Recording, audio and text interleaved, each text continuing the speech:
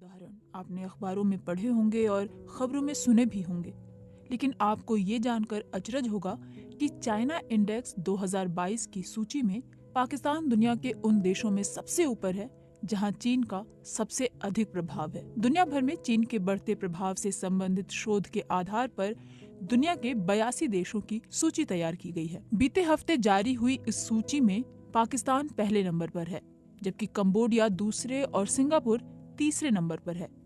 यूरोपीय देशों के मामले में जर्मनी वो मुल्क है जहां चीन का प्रभाव सबसे अधिक है।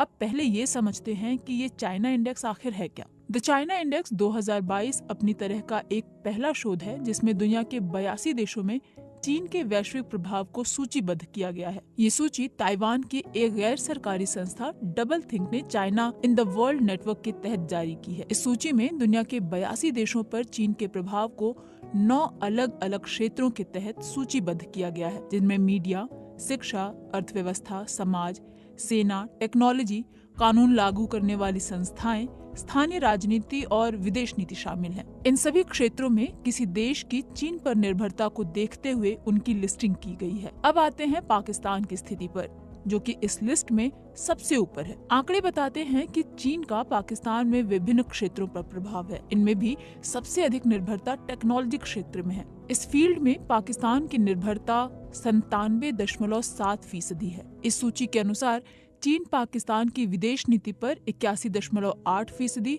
और पाकिस्तान की सुरक्षा बलों पर 80% प्रभाव रखता है। द चाइना इंडेक्स के अनुसार चाइना का पाकिस्तान के एजुकेशन फील्ड में 62.5%, अर्थव्यवस्था के क्षेत्र में 54.5%, स्थानीय राजनीति में 52.8%, मीडिया में 52.3%, कानून लागू करने के मामले में 45.7% प्रभाव है। पाकिस्तानी समाज पर भी चीन का प्रभाव है, जिसका प्रतिशत 45.2 है। लेकिन पाकिस्तान पर चीन के इस प्रभाव की वजह क्या है? पाकिस्तान और चीन के कूटनीतिक, रक्षा और आर्थिक संबंधों का एक लंबा इतिहास है। पाकिस्तान और चीन के संबंधों में हमेशा से निकटता और गर्मजोशी रही है और इन संबंधों में समय गुजरने के साथ साथ परस्पर सहयोग को और बल मिला है। पिछले 2 दशकों के दौरान पाकिस्तान की कमजोर अर्थव्यवस्था को सहारा देना हो, ऊर्जा संकट से निपटना हो या IMF और वर्ल्ड बैंक के कर्जों की अदायगी का मामला हो, पाकिस्तान ने हमेशा चीन की तरफ देखा है।